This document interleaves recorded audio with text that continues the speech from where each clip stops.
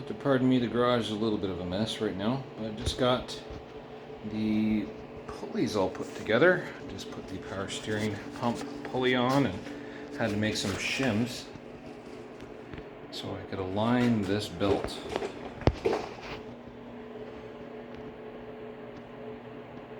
Also, I'm going to put on the 180 bends here for the AN lines to go to the fuel rails. I'm going to have to run these back to the car, and the other one's going to be going back to the fuel pump. I'm not going to deadhead it, because I don't want the temperature, the fuel temp to go up. So I'll do a return line. I've done the 45-degree angles here, so I can send these back to the heater core because it won't clear the upper control arm. So I had to drill and tap those. I am gonna have to figure out what to do when it comes to my radiator, because I have one that does an AN line, so I am gonna have to find one that has an adapter, or I'll have to actually weld it on here. So I have to do one here from the water pump going to the radiator, and the other one going to the lower part of the radiator as well.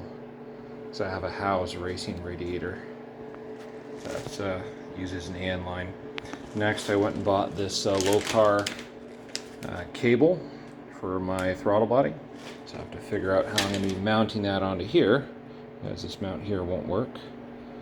And this goes to my Phytech 92mm throttle body. So a few more things to figure out. Once I get those figured, I have to put a block off plate on the back here when it comes to the oil pressure switch that we have here, because I'm actually going to be trying to use the original gauges in the Corvette, so this won't work. So what I'm going to do is I'm going to have to get an original Corvette one, and on this block that you see here that goes above the fuel filter, I'm going to drill into this, tap it, and I'll put in an original Corvette one.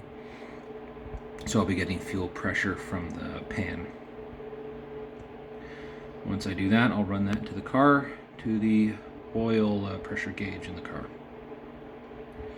And I'll just have to make sure that I block that off really well on the top so I don't get an oil leak. Other than that, I got the ICT billet mounts here. I believe I have them in the right spot, but the only way to know that's when I place it in the car. And I still got some figuring out to do when it comes to the transmission mount as well. So that's where I'm at right now on the LQ4, trying to get that in the 77 Vet. I also still have to do some work on the frame as well, but it's coming together.